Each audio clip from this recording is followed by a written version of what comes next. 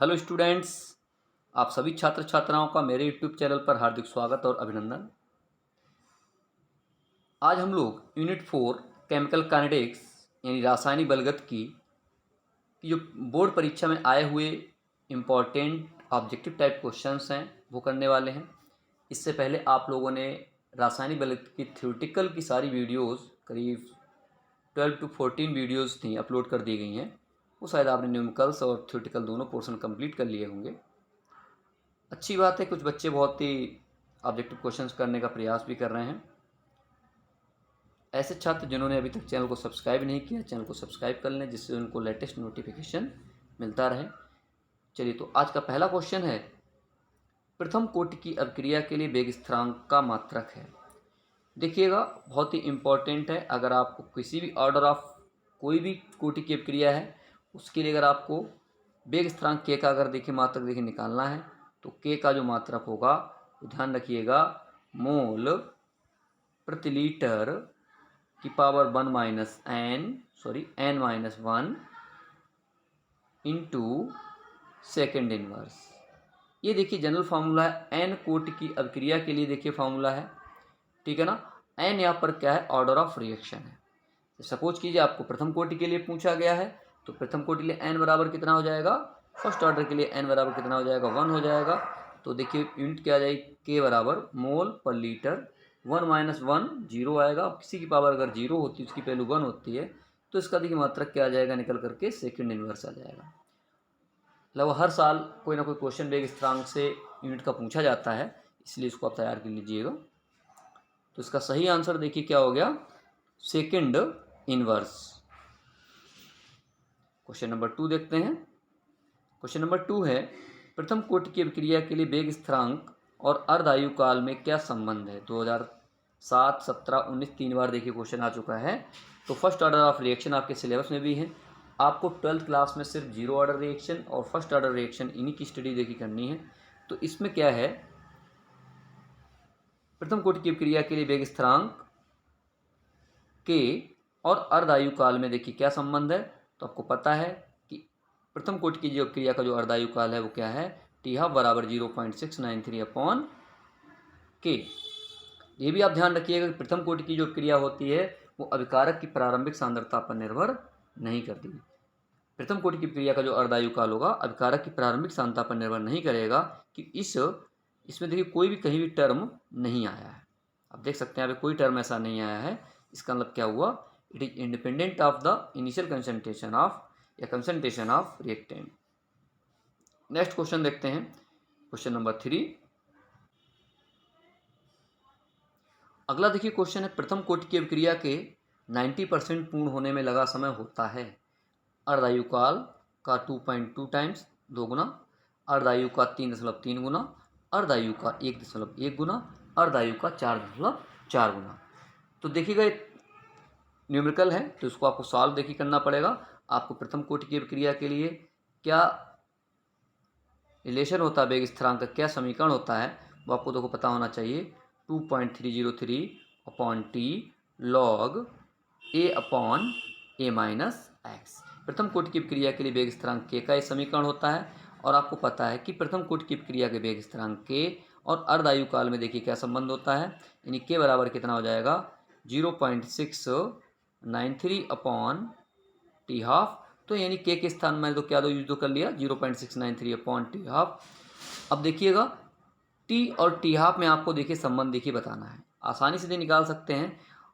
प्रथम कोटि की क्रिया के 90% पूर्ण होने में लगा समय आपको देखिए निकालना है, ठीक है ना। तो यहाँ पर ए बराबर देखिए हम लोग कितना दो रखेंगे, जब भी परसेंट का कोई क्वेश्चन आइए तो अब लेट क्या करेंगे, मान लेंगे प्रारंभिक सांद्रता कितनी हो गई 100 और टी समय के पश्चात जो सांद्रता है यानी ए माइनस एक्स से देखिए कितनी रह जाएगी, 90% इसमें से निकल गया तो कितना हो गया 100 माइनस 90 इक्वल टू 10। देखिए क्या करना है आपको, सिर्फ यहाँ पर वैल्यू देखिए पुट करनी है। तो क्या हो जाएगा 0.693 upon T half 2.303 upon T, और यहाँ पर देखिए क्या रख देंगे, ए के स्थान पर 100 आ जाएगा, ए माइनस एक्स के स्थान पर 10 आ जाएगा। तो इसको देखिए आप सॉल्व दो कर लेंगे, यानी क्या आ जाएगा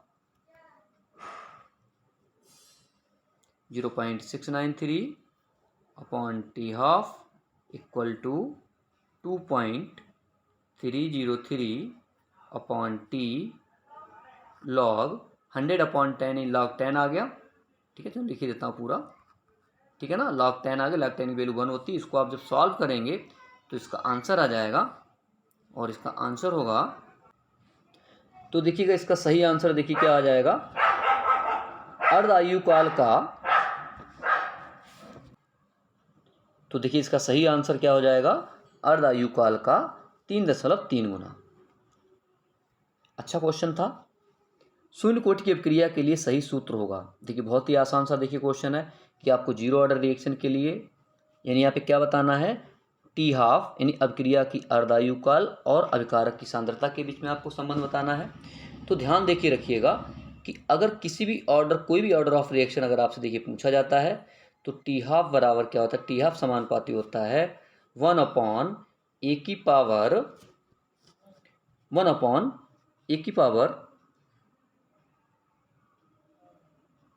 n-1। ओके, यानी n कोटि की अभिक्रिया के लिए और अर्ध आयु काल और अभिकारक की प्रारंभिक सांद्रता में देखिए रिलेशन क्या होगा, टी हाफ समानुपाती 1/a की पावर n-1। n बराबर जहाँ पर क्या हो जाएगा, अभिक्रिया की कोटि हो जाएगी। यदि मान लिया शून्य कोटि के लिए अगर आपसे देखिए पूछ रहा है तो यहाँ पे n-1 हो गया, तो 0-1 आ जाएगा, यानी यहाँ पर क्या आ जाएगा, यानी टी हाफ आ जाएगा आपका, टी हाफ बराबर हो जाएगा टी हाफ समानुपाती हो जाएगा 1/a की पावर -1। इसको ऊपर लाइएगा तो क्या आ जाएगा, टी हाफ समानुपाती a आ जाएगा। यानी शून्य कोटि की जो अभिक्रिया होती है वो क्या होती है, अभिकारक की प्रारंभिक सांद्रता a के समानुपाती होती है। इसी तरह से अगर आपसे प्रथम कोटि के लिए पूछा जाए तो देखिए जनरल फॉर्मूला क्या है, टी हाफ बराबर टी हाफ समानुपाती 1/a की power n-1, n equal to 1, 1-1 0 हो जाएगा। तो टी हाफ जो होगा प्रथम कोटि के लिए वो अभिकारक की प्रारंभिक सांद्रता पर निर्भर नहीं करेगा। ऐसे इसी तरह से आप सेकंड और थर्ड ऑर्डर के लिए भी निकाल सकते हैं। आई होप आपको वीडियो अच्छी लग रही हो तो चैनल को आप लाइक जरूर कीजिएगा। क्वेश्चन नंबर 5 अगला देखिए क्वेश्चन है कि शून्य कोटि की अभिक्रिया के लिए वेग स्थिरांक का मात्रक क्या है। देखिए कई बार क्वेश्चन आया, 2003, 7, 12, 15, 19 में आया है, और इससे पहले भी हम लोग ऑर्डर ऑफ रिएक्शन देखिए निकाल चुके हैं। किसी भी कोटि के लिए वेग स्थिरांक के का मात्रक निकालने का फार्मूला भी आपको जस्ट मैंने पीछे बताया था, के बराबर मोल पर लीटर का whole n-1 into second inverse. यानी वेग स्थिरांक के का देखिए फार्मूला क्या हो जाएगा, एक बार आपको फिर बताता हूँ, मोल पर लीटर फिर n-1 इंटू सेकेंड इनवर्स। ये क्या होगा, n कोटि की अभिक्रिया के लिए वेग स्थिरांक के का मात्रक हो जाएगा। आपको शून्य कोटि के लिए देखिए निकालना तो आप इजीली आप निकाल सकते हैं। आप लोग मुझे कमेंट बॉक्स में जरूर बताइएगा कि इसका सही आंसर क्या होगा। चलिए नेक्स्ट क्वेश्चन देखते हैं, क्वेश्चन नंबर 6। क्वेश्चन नंबर 6 है dx/dt। ये dx/dt देखिए भैया क्या होता है, ये रेट होता है। यानी dx/dt क्या रिप्रेजेंट करता है, यानी सांद्रता में परिवर्तन बटे समय परिवर्तन, ये क्या हो जाएगा, रेट हो जाएगा। और समानुपाती किसके है, a की पावर 0 है। तो अभिक्रिया की कोटि क्या होगी, हम लोग पीछे ऑलरेडी पढ़ चुके हैं कि अभिक्रिया की कोटि का मतलब क्या होता है।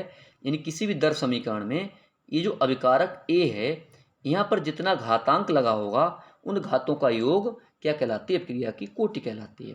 यहाँ पर देखिएगा जो रेट आपको दिया है dx/dt समानुपाती a की पावर, यहाँ देखिए 0 देखिए लिखा हुआ है, इसका मतलब क्या हुआ, इस अभिक्रिया की जो कोटि हो जाएगी वो शून्य हो जाएगी। तो सही आंसर क्या होगा, इसका शून्य सही आंसर होगा। इसी तरह से अगर सपोज कीजिए ऐसे लिखा होता dx/dt समानुपाती a की पावर 2 इंटू b की पावर 1/2, तो ओवरऑल ऑर्डर ऑफ रिएक्शन देखिए पूछ लेता है कि कुल क्रिया कोटि कितनी होगी, तो 2 हो जाएगी। क्वेश्चन नंबर 7 देखते हैं, निम्नलिखित में शून्य कोटि की अभिक्रिया है। देखिए बहुत ही अच्छा क्वेश्चन है, आपको क्या बताना है कि इसमें कौन सी शून्य कोटि की अभिक्रिया है। देखिए जितनी भी रिएक्शन दी हुई हैं आपको उनके बारे में जरूर दो पता होना चाहिए। यहाँ पर चलिए एक एक रिएक्शन के बारे में दो बात करते हैं। ये एथिल एसीटेट का क्षारीय जल अपघटन है। तो एथिल एसीटेट का देखिए जो क्षारीय जल अपघटन है, इस अभिक्रिया की जो कोटि होगी वो कितनी होगी, 2 होगी, इसकी 2 होगी कोटि।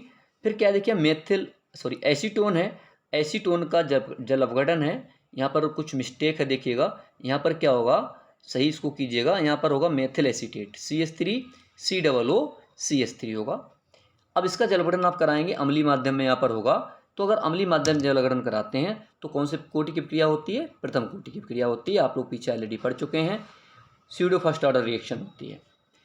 2FeCl3 plus SnCl2 gives 2FeCl2 plus SnCl4। ये कौन सी ऑर्डर की रिएक्शन होगी, थर्ड ऑर्डर रिएक्शन होगी। यानी ऑर्डर ऑफ रिएक्शन आपको पता होना चाहिए कुछ रिएक्शंस के लिए। H2 plus Cl2 gives HNu 2HCl, ये क्या होगी, जीरो ऑर्डर की रिएक्शन होगी। तुम्हारा सही आंसर क्या हो जाएगा, डी सही आंसर होगा। H2 plus Cl2 gives HNu, क्योंकि यहाँ पर जो अभिक्रिया की जो सांद्रता होती है वो अभिकारक H2 और Cl2 की सांद्रता परिवर्तन पर निर्भर नहीं करती, बल्कि इस सनलाइट पर डिपेंड करती है, HNu पर डिपेंड करती है। नेक्स्ट क्वेश्चन देखते हैं, क्वेश्चन नंबर 8। आपको बताना है प्रथम कोटि की अभिक्रिया के लिए, बहुत आसान सा देखिए क्वेश्चन है कि प्रथम कोटि की अभिक्रिया के लिए वेग स्थिरांक K का क्या समीकरण होगा, शायद सभी को याद होगा। प्रथम कोटि की अभिक्रिया के लिए वेग स्थिरांक K बराबर होता है 2.303/T log A/A-x। बहुत आसान है, हर बच्चे को याद होना चाहिए, मोस्ट इंपॉर्टेंट है। नेक्स्ट देखते हैं क्वेश्चन नंबर 9। प्रथम कोटि की अभिक्रिया के लिए कौन सा विकल्प सही है। देखिए अभी जस्ट मैंने आपको पीछे बताया था कि जो प्रथम कोटि की जो अभिक्रिया होती है, ठीक है ना, यानी अभिक्रिया के लिए आपको बताना है T½ और सांद्रता A में देखिए संबंध बताना है। अभी आपको जस्ट बताया था कि n ऑर्डर ऑफ रिएक्शन के लिए अभिक्रिया की अर्धायु काल और सांद्रता में क्या संबंध होता है, a⁻n−1। अब प्रथम कोटि के लिए कह रहा तो n बराबर 1 हो जाएगा, 1 - 1 0 हो जाएगा। इसका मतलब क्या हुआ कि जो प्रथम कोटि की जो अभिक्रिया होती है वो अभिकारक की प्रारंभिक सांद्रता पर निर्भर नहीं करती, इसलिए इसका सही आंसर क्या हो जाएगा, T½ समानुपाती a⁻0। क्वेश्चन नंबर 10 देखिएगा, आभासी एकाणुक अभिक्रिया क्या है। आपको पता है आभासी एकाणुक अभिक्रिया क्या होती हैं, ऐसी अभिक्रियाएं जिनकी कोटि कितनी होती है, 1 होती है, लेकिन आणविकता का मान 2 या 2 से अधिक होगा। ध्यान रखिएगा, आभासी एकाणुक का मतलब क्या हुआ, यानी आभासी है, झूठा है, आपको लग रहा हो कि एक अणु में भाग ले रहा है, यानी इसकी आणविकता कितनी होगी, 1 होगी, बट एक आणविकता नहीं होगी, 1 से अधिक होगी, इसीलिए स्यूडो है, ठीक है ना। लेकिन कोटि का मान हमेशा कितना होगा, 1 होगा, और आणविकता का मान हमेशा 2 से अधिक होगा। तो देखिएगा इसमें सही आंसर आपको बताना है कौन सा है। अभी आपको बताया था कि मेथिल एसीटेट या एथिल एसीटेट का अम्लीय जल अपघटन क्या होता है, ये आभासी एकाणुक अभिक्रिया का उदाहरण है, और इसकी कोटि कितनी होती है, 1 होती है। अभी जस्ट अभी आप लोगों ने ऊपर पढ़ा था, ये सेकेंड ऑर्डर रिएक्शन हो गई, ये फर्स्ट ऑर्डर रिएक्शन हो गई, फर्स्ट, और ये थर्ड ऑर्डर, और ये जीरो ऑर्डर रिएक्शन हो गई। क्वेश्चन नंबर 11 देखिएगा, एक अभिक्रिया का वेग स्थिरांक निम्न में से किस पर निर्भर करता है। ये भी आपको पता है कि अभिक्रिया का जो वेग स्थिरांक होता है वो किस पर निर्भर करता है, अभिकारक की प्रारंभिक सांद्रता पर देखिए निर्भर नहीं करता है, समय पर भी नहीं करता है, सीमा पर भी नहीं करेगा। सही आंसर क्या होगा, ताप पर निर्भर करता है। आपने पढ़ा था ताप गुणांक में अगर 10 डिग्री सेंटीग्रेड टेम्परेचर आप बढ़ा देंगे तो क्रिया की जो दर होती है वो क्या होती है, 2 से 3 गुना बढ़ जाती है। आज की इस वीडियो में इतने ही क्वेश्चन, हम लोग नेक्स्ट, चलिए एक क्वेश्चन और कर लेता हूं। क्वेश्चन नंबर 12, प्रथम कोटि की अभिक्रिया में सांद्रता m गुना घटाई गई, तो इसका वेग स्थिरांक देखिए भैया, प्रथम कोटि की अभिक्रिया इसका मतलब कितने घात पर डिपेंड कर रही है, 1 घात पर डिपेंड कर रही है। आप सांद्रता बढ़ाएंगे तो अभिक्रिया का वेग स्थिरांक क्या होगा, बढ़ेगा, एक घातांक की बढ़ेगा, एक घात ही बढ़ेगा। अगर आप m गुना आप घटा रहे हो तो इसका मतलब क्या होगा, उसका वेग स्थिरांक भी क्या होगा, m गुना घट जाएगा। तो इसका सही आंसर क्या होगा, m गुना, वो एक मिनट कुछ प्रॉब्लम हो गई। प्रथम कोटि की अभिक्रिया का साधारण m गुना बढ़ाया था, तो उसका वेग स्थिरांक, वो मैं अभिक्रिया की दर की बात कर रहा था, अभिक्रिया की दर घट जाएगी, लेकिन यहाँ पर अभिक्रिया का जो वेग स्थिरांक होता है वो क्या होता है, अभिकारक की प्रारंभिक सांद्रता पर भैया निर्भर ही नहीं करता है, ठीक है ना। तो इसमें मिस्टेक हो गई है, इसका जो सही आंसर होगा वो क्या होगा, कोई परिवर्तन नहीं होगा, क्योंकि क्रिया का जो वेग स्थिरांक है कि वो अभिकारक की सांद्रता पर निर्भर नहीं करता, हम लोग पीछे पढ़ा चुके हैं आपको। अगला है वेग स्थिरांक ताप बढ़ाने पर हमेशा क्या होगा, देखिए बढ़ेगा, ताप बढ़ाने पर क्या होगा, हमेशा बढ़ेगा वेग स्थिरांक।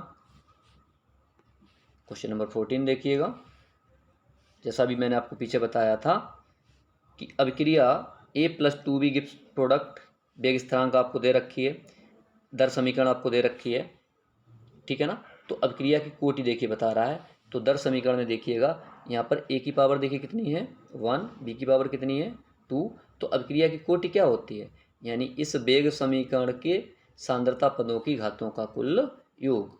तो A की पावर 1, B की पावर 2, तो यहाँ पर देखिए कुल ओवरऑल ऑर्डर ऑफ रिएक्शन कितना हो जाएगा 3 हो जाएगा। तो सही आंसर इसका क्या हो जाएगा 3 हो जाएगा। आज की वीडियो में इतने ही। सेकंड पार्ट में हम लोग इससे आगे के क्वेश्चन करेंगे, ऑब्जेक्टिव टाइप क्वेश्चंस। आप लोग और भी छात्रों को ये वीडियो शेयर कर दिया करें ताकि और भी लाभान्वित हो जाएं, और वीडियो को लाइक ज़रूर करें। Thank you for watching my video.